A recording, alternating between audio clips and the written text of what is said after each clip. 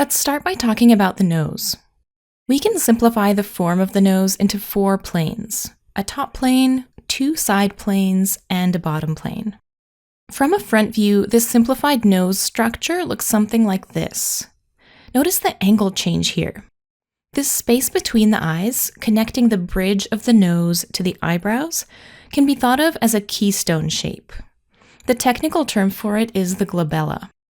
In order to draw a nose that looks three-dimensional, we need to account for and depict all of these planes. If we look at the connection between the bridge of the nose and this keystone shape from the side, you'll notice that the top and bottom of the keystone shape indicate 2 major angle changes. There are 2 steps down here, one at the eyebrows and one at the bridge of the nose. As soon as the head turns, the shapes of all of these planes shift and change. For example, now that the head is turned away from us, we can see less of the far side plane, it's much thinner now, and more of this side plane. The head is in a similar orientation here. This is not a front view, it's turned slightly to the model's right, not quite far enough to be a 3/4 view, but definitely not a front view. That's why we can see less of this far side plane of the nose and much more of this side plane. The difference between the position of the head here and here is that in your reference, the model's head is also tilted to her right, as well as turned slightly to the right. Looking at your drawing, you've definitely noticed that, as the center line of the face is slightly off-center towards the left, rather than being right in the middle of the face, which is perfect. Notice how much of the bottom plane of the nose we can see. The bottom plane starts at the angle change in the ball of the nose and encompasses the nostrils and the septum. Looking at your drawing, the nose is not quite looking dimensional yet because there's not enough clarity in these planes, and not enough of a bottom plane. Now, I consider the nose to be the most difficult feature to draw because it has the most structure that is the least visible to the eye. The ear seems complicated at first, but its structure is right there for us to see. So once you know what you're looking at, there's really very little mystery to the ear. Not much is actually hidden from us. Even the eye gives us way more clues about the hidden aspects of its structure. But the nose is a whole other story. Let's look at some of the anatomy of the nose. The nose is made up of interlocking pieces of cartilage and fat attached to the bone of the skull. If we look at the skull, the bone actually ends here. This area is the bridge of the nose. Here is the ball of the nose. These flaps are called the wings of the nose. And as you know, the glabella is the keystone shape between the eyebrows. The ball of the nose is made up of 2 pieces of cartilage called the greater alar cartilage. Here's one half and here's the other half. On some people, the divide here in the middle is very prominent, and on others, it's not visible at all. Notice that the ball of the nose isn't really a ball at all. It has distinct plane changes. It has a wider top plane, a bottom plane, and 2 side planes just above the wings of the nose. It also wraps over and behind each wing. If we follow this piece of cartilage in the other direction, we can see that it hooks in under itself at the septum, which is the cartilage in the nose that separates the nostrils.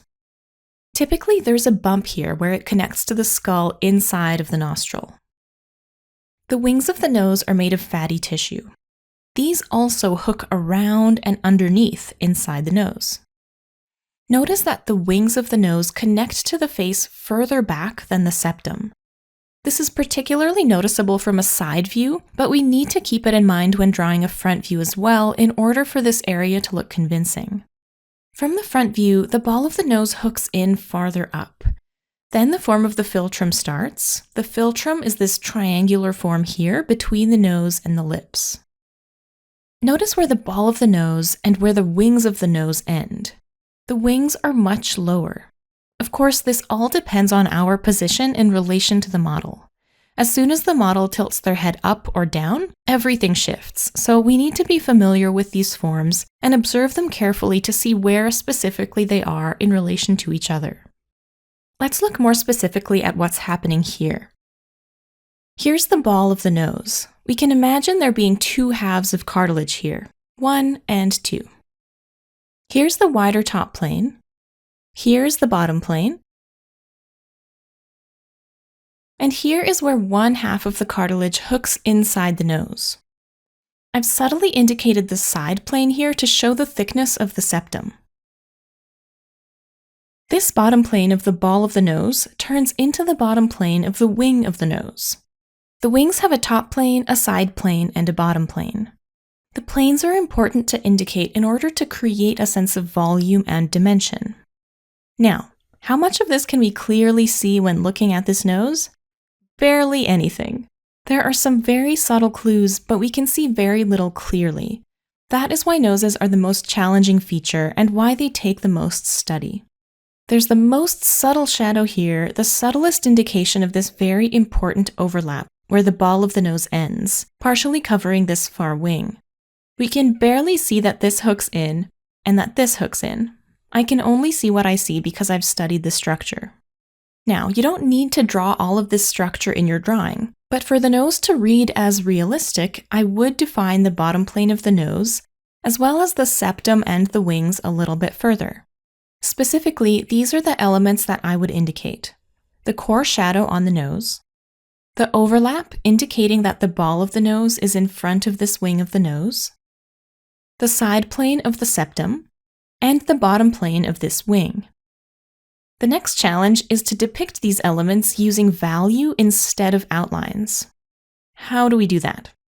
Well, on your drawing, the nose might look something like this. Here is the core shadow.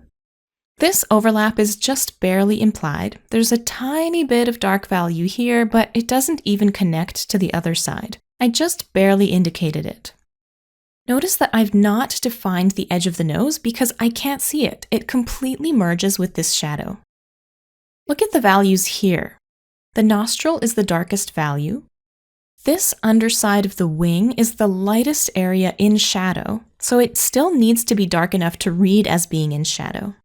The nostril merges with this shadow, which continues around the wing and becomes this shadow. This side plane of the septum is implied with a lighter value. There's a very slight halftone here that shows the end of this side plane. Honestly, you could leave it out and it would be fine. If we squint, we can't see it at all, and that tells us that it's not essential.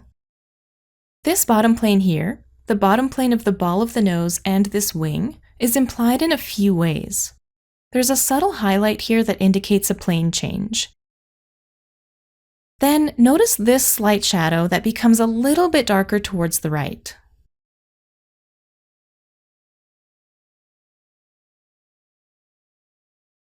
Then looking at this wing, here we have a darker value next to a very light value. But notice where that flips.